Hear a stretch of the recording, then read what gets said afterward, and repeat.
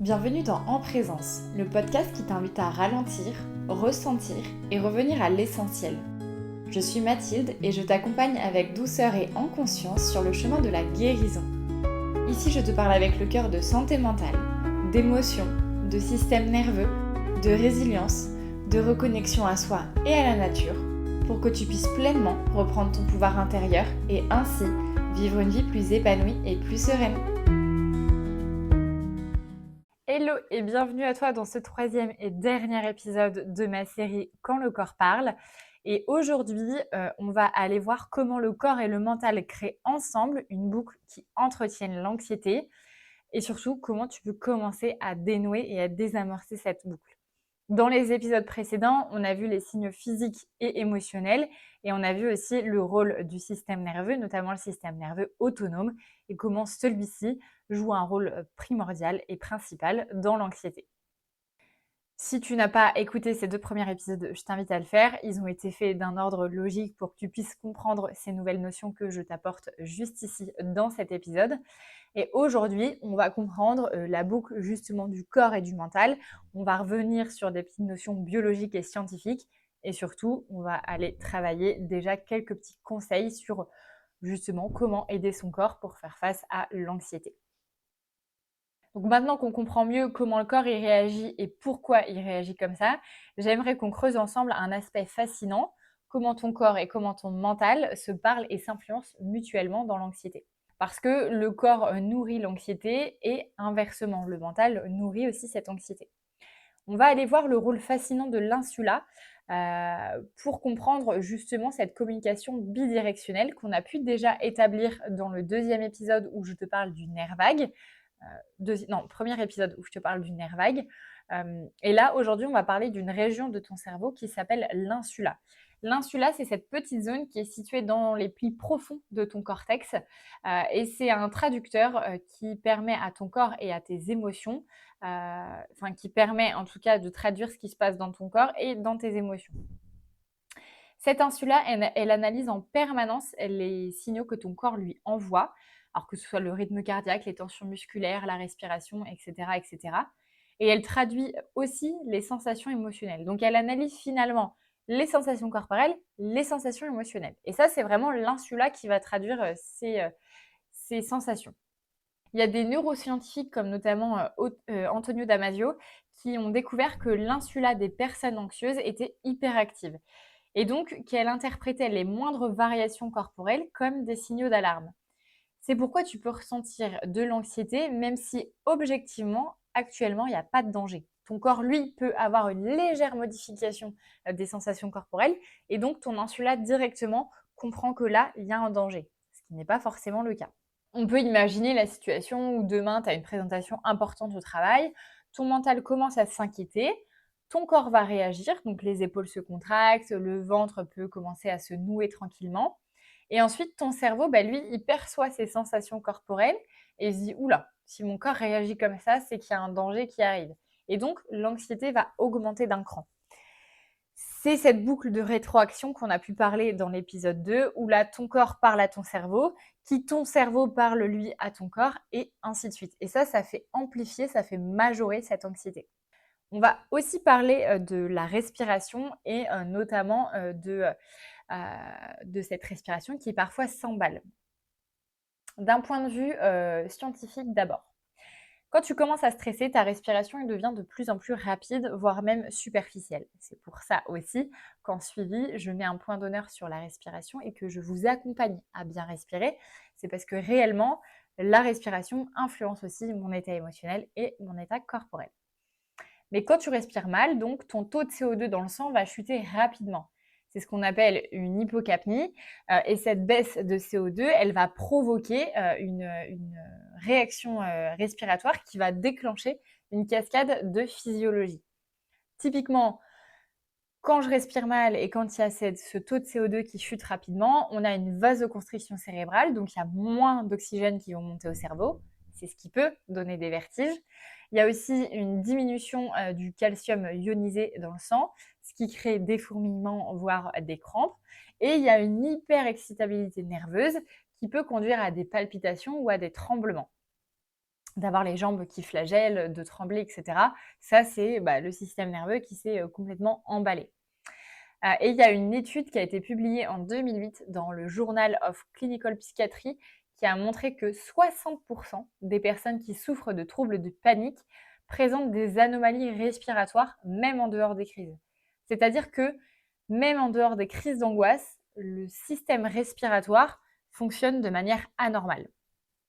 Ton cerveau, lui, il interprète alors ces sensations comme la preuve qu'il y a vraiment quelque chose qui ne va pas. Il va donc augmenter l'alerte, ce qui va accélérer encore plus ta respiration, et ainsi de suite. C'est pour ça qu'on peut arriver jusqu'à des crises de panique, des crises de spasmophilie, parce que finalement, à partir d'une respiration qui est anormale et un peu accélérée, on peut vite emballer la machine toute seule. Et donc, cette compréhension, elle apporte quand même de l'espoir, parce que si une simple modification respiratoire peut déclencher une crise, alors maîtriser sa respiration peut donc l'empêcher. C'est exactement ce que confirment les thérapies par la cohérence cardiaque, le breathwork, etc., qui montrent des résultats spectaculaires, des diminutions des crises de panique, parce que justement, en allant retravailler sa respiration et tout le système respiratoire, on a des modifications des informations nerveuses qui circulent, et donc on a aussi une amélioration du terrain anxieux. Il y a un deuxième phénomène qui est assez intéressant, c'est le phénomène de l'anxiété anticipatoire corporelle. Alors voilà, tu te dis, qu'est-ce qu'elle m'a dit? On va expliquer tout ça. En fait, il y a quelque chose de très subtil, c'est que le corps peut apprendre l'anxiété. Alors, qu'est-ce que ça veut dire exactement? C'est que, il y a un conditionnement interoceptif qui a été étudié par des chercheurs en neurosciences et là, on va vraiment détailler aussi, justement ce côté où il y a ce conditionnement interoceptif et donc que le corps apprend l'anxiété. Parce qu'il y a ce qu'on appelle une mémoire procédurale du stress. C'est que si tu associes souvent certaines situations à des tensions corporelles, ton corps peut lui commencer à se tendre automatiquement dès qu'il détecte des indices de cette situation. Ton système nerveux apprend donc, et ton système nerveux notamment sympathique, apprend donc à s'activer par anticipation. Par exemple, quand tu stresses au travail, le simple fait de te réveiller un matin en semaine peut déjà déclencher des tensions habituelles. C'est aussi le cas des personnes qui, le dimanche soir, n'arrivent pas à dormir, souffrent d'insomnie le dimanche soir ou d'un temps d'endormissement plus long, tout simplement parce que le corps anticipe que demain c'est lundi, qu'on retourne au travail et donc que potentiellement il va y avoir du stress, de la pression, des tensions, etc. Donc ton corps, il a mémorisé le pattern et il anticipe la situation. Ça, c'est aussi une découverte qui est formidable parce que ça nous permet de comprendre qu'on peut aussi rééduquer toutes ces réponses automatiques. Et c'est aussi pour ça qu'on fait tout le travail du système nerveux. Alors maintenant, tu te demandes peut-être pourquoi tu ressens toutes ces sensations corporelles alors que ton collègue, lui, dans la même situation, il se sent complètement zen. Pourquoi finalement certaines personnes sont plus sensibles que d'autres au stress? Là, déjà, il y a l'héritage neurobiologique du stress. Premièrement, il y a cette histoire personnelle. C'est-à-dire que si tu as vécu des situations de stress intense, ton système nerveux peut être devenu plus réactif. C'est comme si ton alarme intérieure était devenue hyper ultra sensible. Et ça, là aussi, il y a encore des recherches intéressantes sur le sujet des histoires personnelles. Alors, il y a eu des recherches de Anda et Felitti qui font partie de l'Adverse Childhood Experience qui révèlent quelque chose de crucial, c'est que les expériences négatives que tu as vécues de manière précoce, donc c'est-à-dire bien souvent dans l'enfance, elles modifient littéralement le développement du cerveau et du système nerveux. C'est-à-dire que chez certaines personnes, le système nerveux, il a appris très tôt que le monde, il n'était pas sûr et que ça peut venir d'un traumatisme, d'un environnement instable, de négligence, de stress chronique, etc., etc. Et donc, à ce moment-là, on peut aussi croiser avec des études en neuroimagerie qui montrent que chez ces personnes, l'amygdale, donc le centre qui détecte l'alarme, la peur, elle est hypertrophiée, donc elle est plus grosse et elle est plus réactive. L'hippocampe, qui est le centre de la mémoire et de la régulation, lui, est plutôt réduit. Et les connexions entre le cortex préfrontal, donc cette partie de ton cerveau qui te permet de te raisonner et de mieux analyser, et l'amygdale sont tous les deux affaiblis. Donc ça, c'est intéressant parce que leur système, il reste en hypervigilance en permanence, comme si le danger, il était toujours là. Le deuxième marqueur qui explique pourquoi certaines personnes sont plus sujettes au stress que d'autres, c'est le manque de corégulation dans l'enfance. En gros, si l'enfant, il a grandi sans avoir suffisamment de présence rassurante, d'écoute, de contenance, alors son système, il n'a pas pu apprendre à se calmer naturellement. Il reste actif, il reste seul, isolé face au stress. Là, on parle notamment de trauma développemental. C'est pas nécessairement des grands chocs, ce sont des absences subtiles, des manques de sécurité affective. Si on fait le lien avec mon histoire personnelle, et si tu ne la connais pas, je t'invite à écouter l'épisode 2 de mon podcast En présence, où je te parle, ou l'épisode 1 plutôt de mon podcast En présence, je te parle justement de mon histoire personnelle. Et donc dans l'enfance, moi j'ai connu des hospitalisations à de nombreuses reprises pour ma maman. Et finalement, ça a été un manque de présence, hein.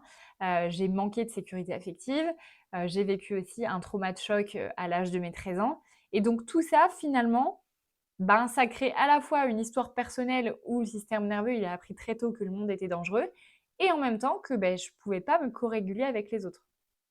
La co-régulation, c'est la capacité que notre système nerveux il a de se réguler au contact d'une autre personne. On redétaillera là aussi ces notions de co-régulation, mais voilà, dans l'enfance, le manque de co-régulation peut aussi engendrer des personnes qui aujourd'hui sont plus sujettes au stress et à l'anxiété. Et pour ça, il y a des chiffres qui donnent quand même à réfléchir. Et là, on va s'intéresser aux travaux de Bessel van der Kolk qui soutient que la maltraitance infantile elle constitue un problème de santé publique des plus graves et des plus coûteux des États-Unis. Alors certes, les États-Unis, mais bon, tu le sais, on suit jamais de très loin les États-Unis. Et donc, dans cette étude américaine, publiée dans l'American Journal of Preventive Medicine, qui a été publiée en 1998, il y a plus d'un quart des personnes qui ont été interrogées qui déclarent avoir subi des violences physiques durant leur enfance. Ça, c'est énorme, parce que à partir du moment où il y a des violences physiques dans l'enfance, tu comprends que là, le système nerveux, il perçoit le monde comme un danger.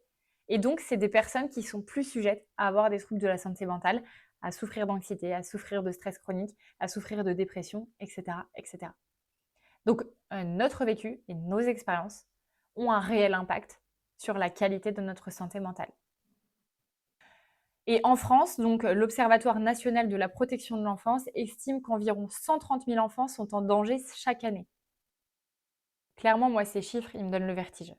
Ils me donnent le vertige parce que je me dis que ce nombre-là, potentiellement, il ne va faire qu'évoluer et que ces enfants-là qui sont à l'heure actuelle traumatisés seront finalement demain des adultes traumatisés et qui donc pourront peut-être reproduire des schémas avec leurs enfants. En fait, on est sur une épidémie mondiale de trauma. Vraiment. Et si on veut retrouver la paix dans le monde, si on veut réduire les troubles de la santé mentale, si on veut réduire la violence et tout ce qu'on peut subir dans notre société moderne, là, il va vraiment falloir qu'on aille travailler nos traumas. Il va vraiment falloir qu'on fasse un travail personnel là-dessus. Parce que là, on est en train de créer une épidémie qui est inarrêtable si on ne prend pas soin de nous. Et ces chiffres, ils nous aident aussi à comprendre pourquoi il y a tant d'adultes qui vivent avec un système nerveux qu'on appelle hypersensible en fait. Aujourd'hui, l'hypersensibilité, ça court les rues. Mais parce qu'en fait, le système nerveux, il est complètement dérégulé. Et donc, toutes les personnes qui se disent hypersensibles aujourd'hui, potentiellement, il y a des traumas non résolus. Il y a des réponses du système nerveux qui n'ont pas été au bout du processus. Et donc, elles sont bloquées dans cette hypersensibilité. Donc, pareil, on en refera un épisode complet sur l'hypersensibilité parce que je sais que ça en intéresse plus d'un et plus d'une par ici. Donc, on refera une thématique vraiment propre. Mais là aussi, il y a de l'espoir parce que voilà, grâce à la neuroplasticité, ce même cerveau qui a appris la vigilance peut aussi apprendre la sécurité. Par contre, ça demande d'aller travailler en somatique, ça demande d'aller travailler en nerveux et ça demande d'avoir une approche holistique. Le physique, les émotions et le mental. Et ce travail-là, tu comprends bien que ce n'est pas un travail qui se fait en 3 mois. C'est un travail qui prend des mois, qui prend même des années. Parce que moi, aujourd'hui, je suis toujours en train de travailler tous ces sujets-là parce qu'en fait, il y a toujours à travailler. Et que de toute façon, dans la vie, on ne vit que des expériences. Maintenant, il y a des expériences qui sont plus ou moins traumatiques en fonction de chacun. Mais c'est un travail d'une vie, en fait. C'est pour ça que investir sur sa santé, pour moi, c'est l'investissement le plus rentable. Bref, ceci n'est pas le sujet. Donc, focus sur la corégulation, parce que la corégulation, ça reste un processus par lequel notre système nerveux s'équilibre en présence d'un autre être humain. Donc, ça reste un processus fondamental dans une vie dite sociale. En gros, les neuroscientifiques, ils ont découvert qu'on possédait des neurones miroirs qui nous permettent de ressentir l'état émotionnel des autres. Donc, quand tu es avec quelqu'un de calme, ton système nerveux peut littéralement télécharger, percevoir, ressentir cet état de calme. C'est aussi pour ça que quand tu es avec des personnes qui sont plutôt en colère, ça peut venir aussi, toi, t'irriter un petit peu. Et donc là, il y a eu des études en neurofeedback qui montrent que deux personnes en interaction synchronisent leurs rythmes cérébraux, leur rythme cardiaque et leur rythme respiratoire. Et ça, c'est mesurable scientifiquement. Je trouve ça juste, mais merveilleux en fait. C'est merveilleux de se dire que quand on est en lien avec une personne, on a cette capacité à coordonner respiration, rythme cérébraux et rythme cardiaque. C'est incroyable. Et pour l'avoir vécu pendant les soins corps, quand j'étais esthéticienne, je peux confirmer que quand je rentrais en cabine, j'avais pas forcément le même rythme cardiaque respiratoire que la personne qui était avec moi. Rythme cérébraux, je ne sais pas, j'étais pas branchée de partout pour savoir. Mais par contre, au fur et à mesure du massage, c'était vraiment une danse. Nos respirations venaient vraiment se mélanger et il y avait vraiment ce lien en fait. C'est pour ça que le toucher à travers un massage, c'est hyper réparateur. Parce que du coup, on synchronise l'état de l'autre.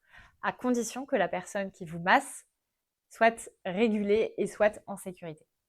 Donc, quand une personne calme est présente et à l'écoute avec nous, notre système nerveux va capter cet état et progressivement, notre système nerveux va s'apaiser. C'est aussi pour ça qu'en séance, c'est important pour moi d'être régulée parce que finalement, le système nerveux de mon consultant ou de ma consultante va capter mon système nerveux. Mais alors, si il existe la corégulation, ça en est quoi de la codérégulation? C'est exactement l'inverse. C'est quand on est en présence de quelqu'un de stressé, d'anxieux, de fermé, de réactif, et que notre système nerveux peut capter cet état et s'en trouver lui aussi activé, tendu ou figé. Pareil, il y a une étude fascinante, des chercheurs se sont amusés à mesurer le cortisol, donc l'hormone du stress, chez les couples. Et ils ont découvert que quand l'un des partenaires était stressé, le niveau de cortisol de l'autre augmentait aussi, même si ce n'était pas lui qui était directement confronté au stress. Typiquement, tu rentres du boulot, tu es stressé, tu es agité, tu es irritable, potentiellement le niveau de cortisol de ton conjoint va aussi augmenter. Alors pourquoi c'est révolutionnaire de comprendre ça? Tout simplement parce que déjà, on est tous câblés pour ressentir l'état des autres, et ça c'est très inconscient. Ça explique aussi pourquoi certaines relations sont épuisantes, parce qu'elles co-dérégulent, et que d'autres sont plutôt ressourçantes, parce qu'elles nous co-régulent. Et ça signifie aussi un espoir immense, celui que l'on peut guérir en relation. Que la relation peut aussi être un espace de guérison. T'es pas condamné à rester seul dans ton anxiété, dans ton mal-être, parce que c'est justement en étant en contact de d'autres personnes que tu vas pouvoir guérir. Et c'est aussi pour ça que tout ce qui est accompagnement en groupe, c'est aussi très précieux parce qu'il y a des résonances qui se font, les systèmes nerveux se connectent les uns aux autres et donc potentiellement ça fait un terrain fertile pour se co-réguler. Donc on a besoin de co-régulation. On peut aussi être impacté par la codérégulation. C'est aussi pourquoi c'est important de s'entourer de présences ressourçantes, de poser des limites saines et de cultiver un ancrage intérieur. Tout ça, c'est des notions que je transmets aussi à mes consultants en suivi et sur lesquelles j'insiste parce que je sais à quel point le manque d'ancrage, la difficulté à poser ses limites et les contacts avec des personnes toxiques peuvent vraiment déréguler le système nerveux. Maintenant, on va voir une parenthèse sur l'hormone, sur les effets des hormones et notre mode de vie. Je détaille pas trop cette partie-là parce que j'en referai aussi un épisode entier, mais dans cet épisode-là, c'est quand même important. Le corps, il réagit pas de la même façon selon ton état général. Parce que quand tu es fatigué, quand tu es mal nourri, quand tu es dénutri, quand tu es carencé, ou quand tes hormones fluctuent, notamment chez les femmes en période de règles, de ménopause ou sur des périodes de stress chronique, il y a plusieurs systèmes qui sont perturbés. Tes neurotransmetteurs. Les neurotransmetteurs, ce sont des pseudo-hormones qui viennent soutenir tout ton système nerveux et notamment le fonctionnement de ton cerveau.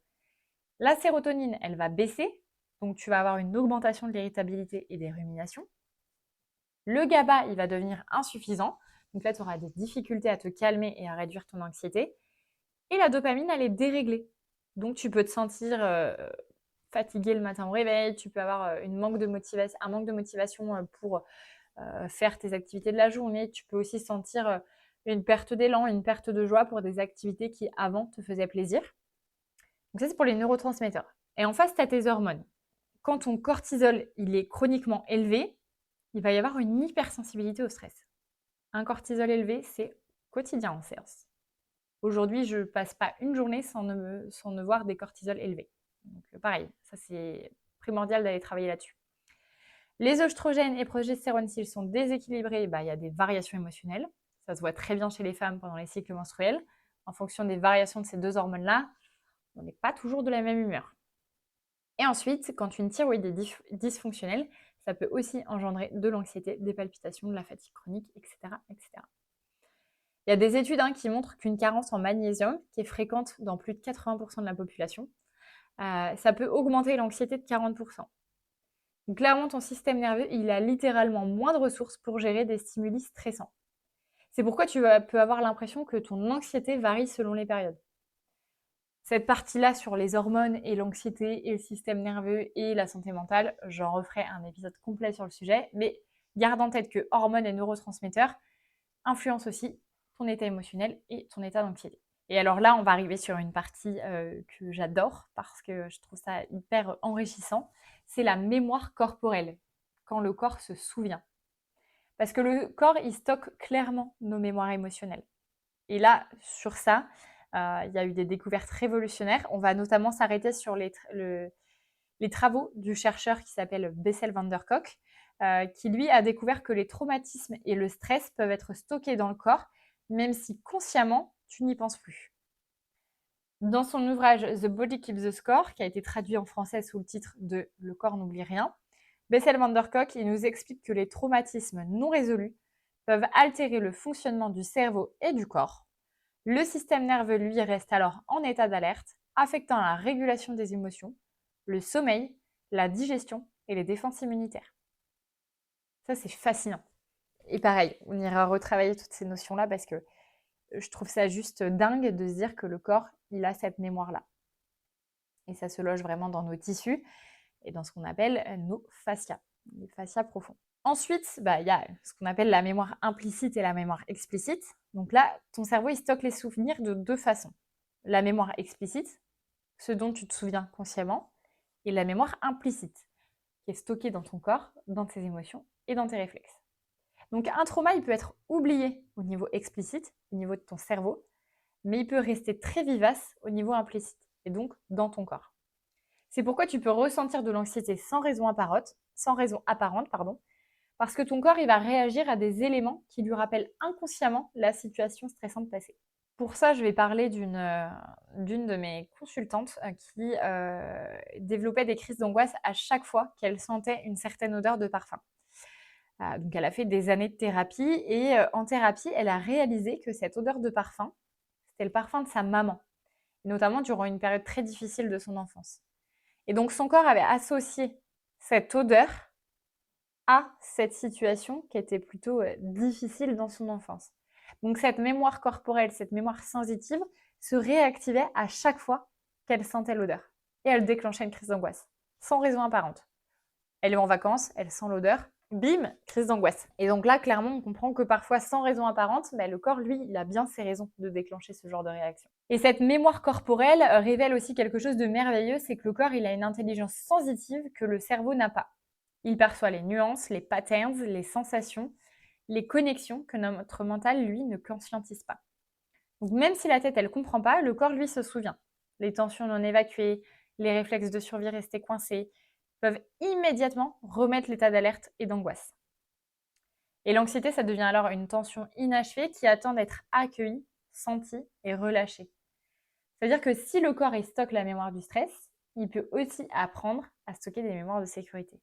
Encore faut-il aller travailler là plutôt en somatique. Mais alors, très bonne nouvelle, c'est que si ton corps peut nourrir l'anxiété, il peut aussi l'aider à le calmer. Parce que là encore, on va parler de neuroplasticité, parce que pendant longtemps, on pensait que le cerveau adulte, il était figé. Aujourd'hui, on sait que le cerveau reste plastique, reste flexible et reste en évolution toute notre vie. Cette nouvelle expérience, elle peut créer de nouvelles connexions neuronales. C'est-à-dire que, et là encore, il y a eu des études en imagerie cérébrale qui montrent que 8 semaines de méditation modifient l'activité de l'amygdale, cette petite glande à l'avant de ton cerveau qui détecte tous les dangers. La thérapie corporelle et donc toutes les techniques par le toucher vont créer de nouvelles voies neuronales. Encore faut-il que le toucher soit sécure et bienfaisant, mais le toucher est une des techniques pour lesquelles on va recréer des voies neuronales. Et la respiration consciente, elle va aussi renforcer les connexions préfrontales et amygdales. Donc la respiration, ça reste aussi un outil simple, gratuit et accessible à tous pour aller retravailler justement ces notions et donc avoir l'espoir d'un renouveau et d'un changement. J'espère que cette série sur la notion du corps qui parle et de ce lien entre le corps et le mental, le corps et les émotions, t'a vraiment permis de comprendre ce qui se passait dans ton corps et surtout de déculpabiliser parce que non, l'anxiété n'est pas dans ta tête et ce n'est pas qu'une question de volonté, loin de là. Et on a pu voir déjà tout ce que ça engendrait dans le corps et tout ce qui est en lien avec l'anxiété, toutes ces réactions biologiques et chimiques qui se passent dans ton corps. La prochaine série qui arrive, c'est une série qui est très intéressante aussi, puisqu'on va aller retraverser l'inflammation sous toutes ses formes et comprendre aussi à quel point l'inflammation impacte l'anxiété. Mais déjà, avec ces premiers épisodes, tu as déjà posé des bases solides pour comprendre l'anxiété. Je t'inviterai donc à les réécouter, à prendre des notes pour vraiment conscientiser et engrammer ces nouvelles notions dans ton cerveau. Et puis, si tu as des questions, n'hésite pas à venir en DM sur Instagram ou à me laisser un petit commentaire sous le podcast. Je serai ravie de te répondre. Et puis d'ici là, je te souhaite de prendre soin de toi et de rester en présence. Merci à toi d'avoir écouté l'épisode jusque-là. Si tu repars avec un mot, une sensation ou une envie de t'ancrer un peu plus dans l'instant, alors ce podcast a trouvé sa place. Pour le faire rayonner, je t'invite à le partager autour de toi et à lui laisser la note de 5 étoiles sur ta plateforme d'écoute préférée. Et n'hésite pas à m'identifier sur les réseaux sociaux, je serai ravie de te repartager. D'ici là, prends soin de toi et reste en présence.